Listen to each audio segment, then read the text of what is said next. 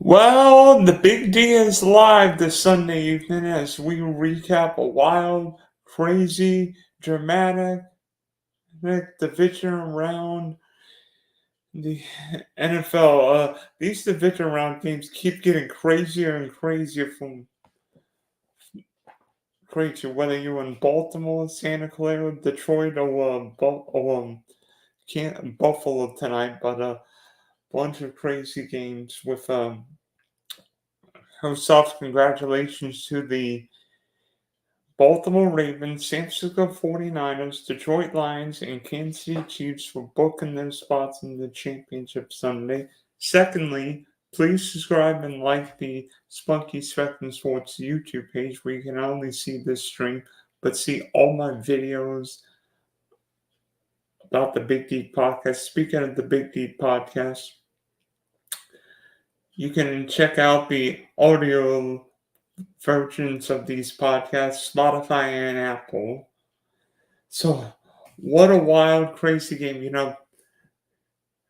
The Buffalo Bills and Kansas City Chiefs should just play every January because seemingly when these teams meet, first off, it's going to be big, and secondly, it's going to be decidedly. And I mean, we remember what happened 2 years ago where the Bills looked like they went ahead and won the game with 13 seconds left. Kansas City tied it up and then won in overtime. Well, tonight is maybe the biggest gut punch Buffalo Bills fans can deal with, even going back to a game I'll talk about in 1990. But Kansas City winning 27-24. Pat Mahomes showed that A, he is the GOAT of quarterbacks, and B, he can play on the road and at home in January, leading the Chiefs going 17-23, 215, 2 scores. Isaiah Pacheco, 15 for 15 carries, 97 yards, and a big touchdown on the ground. Travis Kelce, looking like his old self, 5 catches, 75 yards, 2 touchdowns. I'm sure Taylor Swift's happy. And for Buffalo stat-wise tonight, I mean, Josh Allen was 16-29, $186.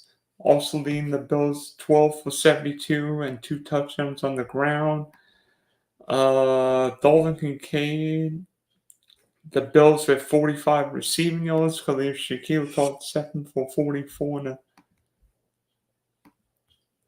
touchdown. Steph Diggs, 3 of 21. But to me, I look at this game as one. This was Buffalo's opportunity to not just potentially win the Super Bowl, but put an end to Kansas City's dominance in January and against the Bill.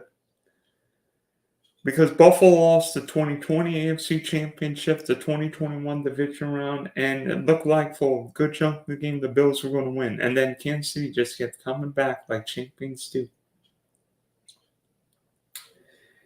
And Pat Mahomes just kept fighting Kelce, but to be honest, I think Bills fans are going to be thinking 2 words in particular tonight and going forward. Wide right. I mean, Tyler Bass missed a 40-something yard field goal at the end with a $1:40 left. Very similar to Scott Norwood missing a 47-48 yard field goal in the end of Super Bowl 25 against the New York Giants in Tampa. And 2 images that Bills Mafia will not want to replay, but will. But Bills fans are going to be gutted because this was Buffalo's opportunity. The Bills ran for 182 yards, controlled the clock for 37 minutes, but in the end, the Bills came up short. Not because of Josh Allen, but because they went up against the best coach and best quarterback in football. I don't know. I feel like the better team lost tonight, but I don't know. It feels like It feels like we're being cheated. Like, you're telling me Josh Allen's out of the playoffs. Like, Josh Allen 2 years ago put up 9 touchdowns and lost the playoff game. Like, tonight, Josh Allen puts up 3 more touchdowns and loses. And I know what Bills fans are saying.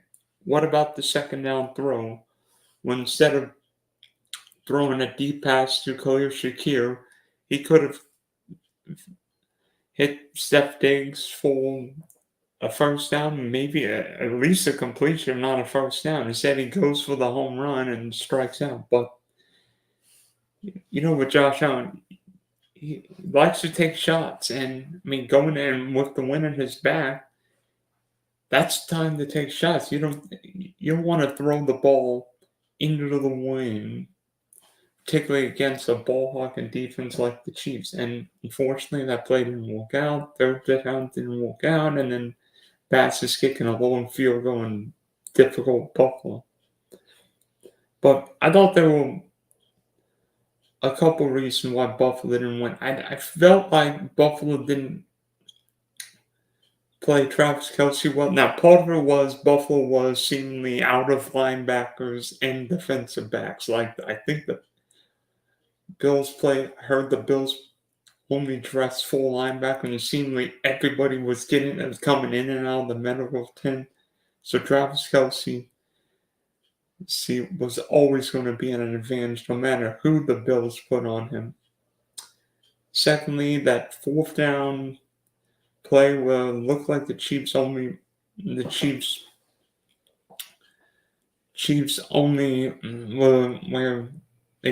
Bills caught the defense with 10 men on the field.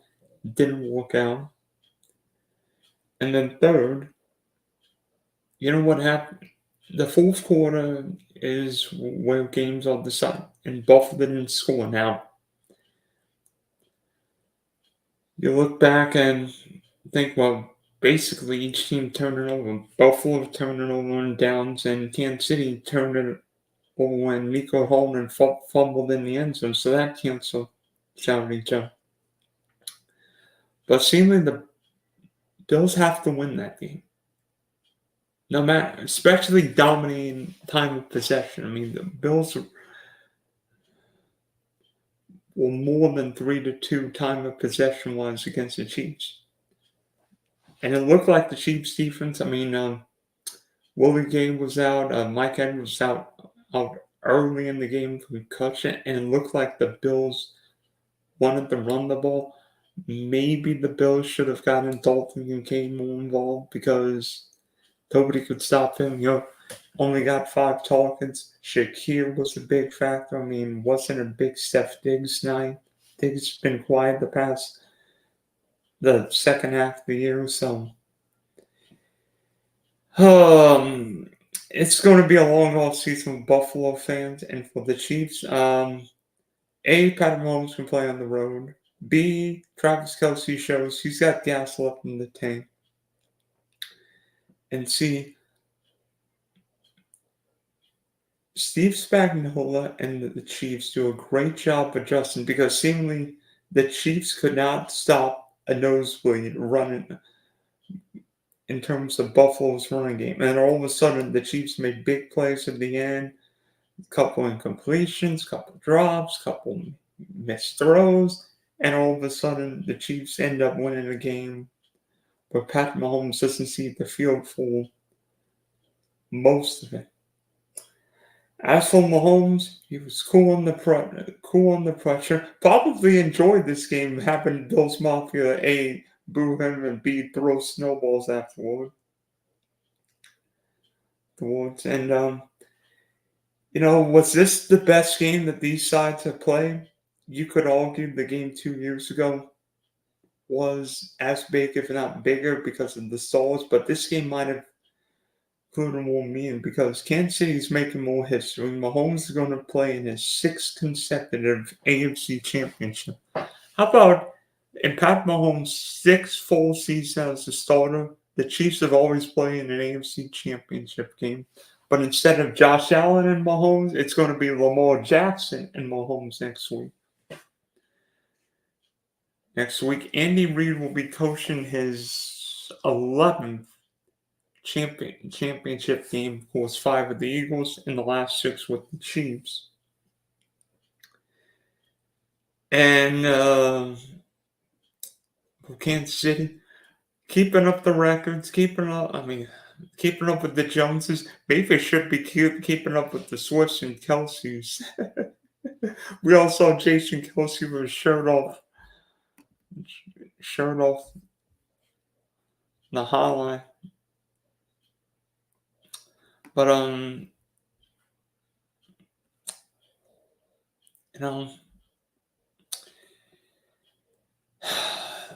it's tough to beat. It's not a fiscal issue with the Bills. It's almost mental. And maybe tonight the Bills felt the pressure. And I think the Bills it's weird. Like, I thought both teams played really well the first 3 quarters. And I'm like, maybe the nerves got to them. I mean, going for a fake punt, couple indecisions here and indecision here, maybe a couple defensive lapses, and then all of a sudden, instead of maybe, I thought there were also a couple of odds from the Chiefs, like Andy Reid could have gone for 2 when the Bills jumped offside when it was 26-24. Instead, he kicked the extra point.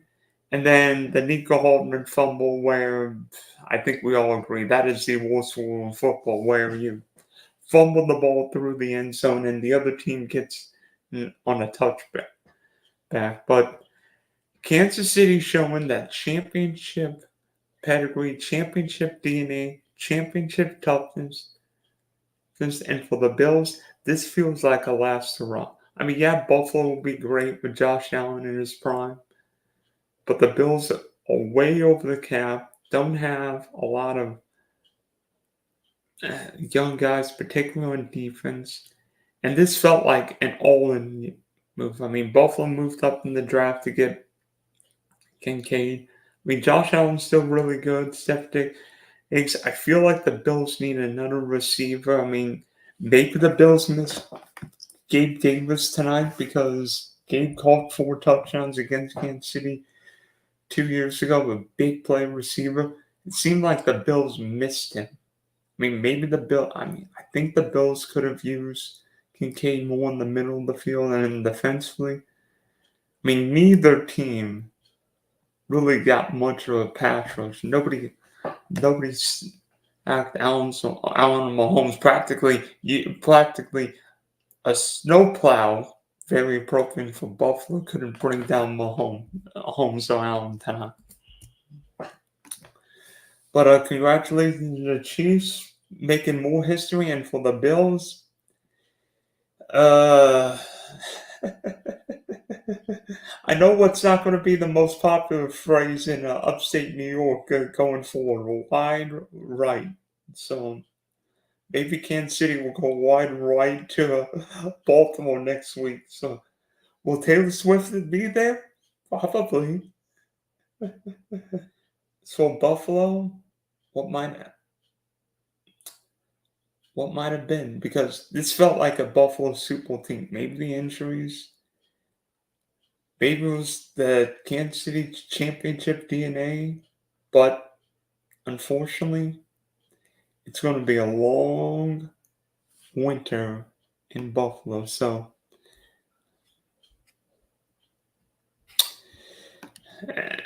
talking about the other games, how about the Detroit Lions going back to their first NFC title game in 32 years? I was not born the last time Detroit played on Championship Sunday, but the Lions beat the Tampa Bay Buccaneers 31-23. Everybody wants to put poo on Jared Goff. They said, well, he's the throw-in to make the salaries work because the Lions gave up a future Hall of Fame quarterback for this guy who didn't even start, who failed to fulfill his big contract in LA, and now Jared Goff looks like a top 10 quarterback. And In these two playoff games, Jared Goff has been magnificent. 30 of 43, 287, couple more touchdowns today. Boy, I love watching Amon-Ra play. 8 for 77. Sam Laporta, 9 of 65. Jahmyr Gibbs was phenomenal. 9 for 74 as a running back.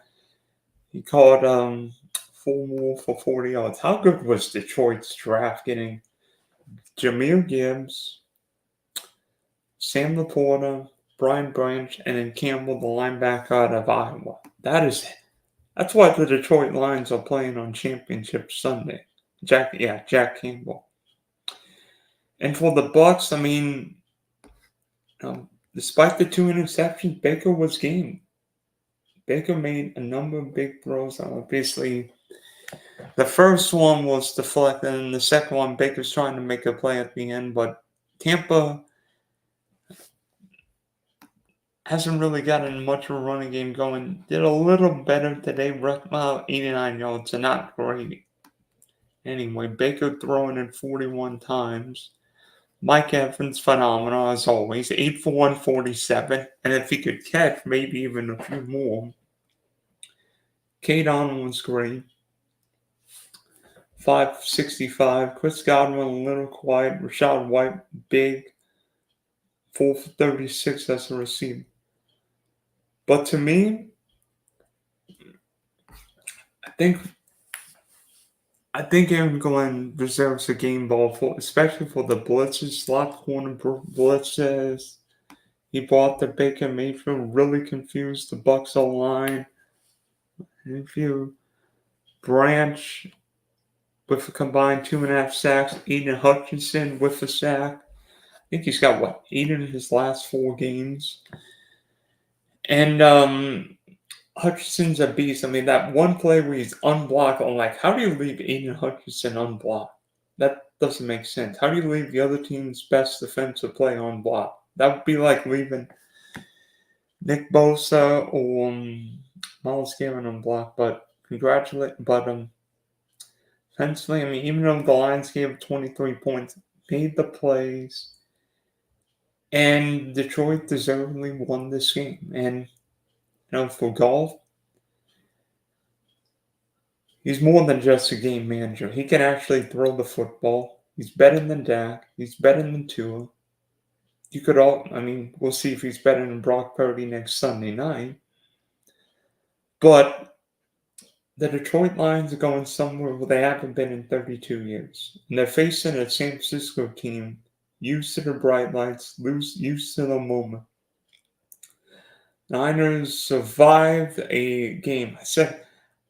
I was worried about the Packer game because Green Bay's got nothing to lose and the Packers have been hot.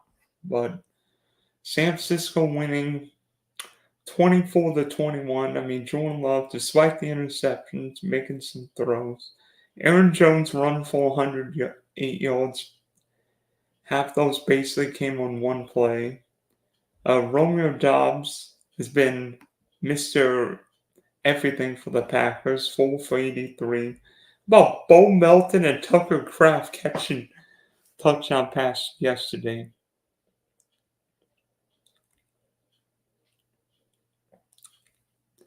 And for the Niners, I mean, Brock Purdy, 23 of 59, 252. Christian McCaffrey doing CMC things, 17, rushing for 98 yards, 2 touchdowns, also catching 7 more passes for 30 yards. Kittle, 4 for 81 and a touchdown. Debo hurt his shoulder early, but San Francisco still grinding out a win. Key interception late.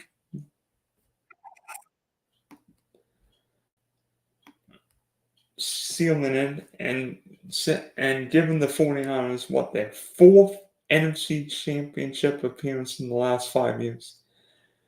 Maybe like the Bills for the 49ers, this feels like the last San Francisco's best opportunity because San Francisco's not facing Philly, not facing Dallas, not facing Aaron Rodgers or Drew Brees, Matt Stafford, facing Jared Goff.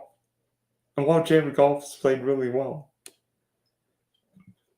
The Lions got a couple breaks with back-to-back home playoff games. Now the Lions have to go outside in January, and Jared Goff's never been the same quarterback outdoors on grounds. So, and for Brock Purdy, I think Kyle Shanahan was 0-30 trailing the fourth quarter, where Purdy made that one. I think Purdy accounted for 70 yards on that go-ahead touchdown drive for CMC ceiling. I was surprised with Green Bay not taking a timeout before the run, and then San Francisco almost went too conservative, especially at the end of the first half. The Niners basically making sure Green Bay doesn't get the ball and having a rejected blocked field goal.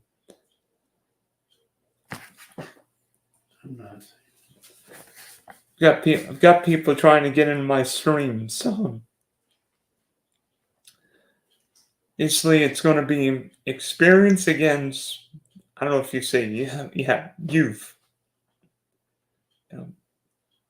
Will Debo be healthy next week? For the Lions, these guys haven't played in an MC title game. Heck, many of these guys weren't even alive when the Lions played the Washington Redskins in the 91 NFC title game. Okay. Bet you Barry Sanders won just one play, and then the Baltimore Ravens dominating the Houston Texans 34-10. Experience versus youth, and experience won, especially in the second half. Lamar looking like the MVP, running and throwing, scoring touchdowns each way. It'd be running, it'd be throwing. And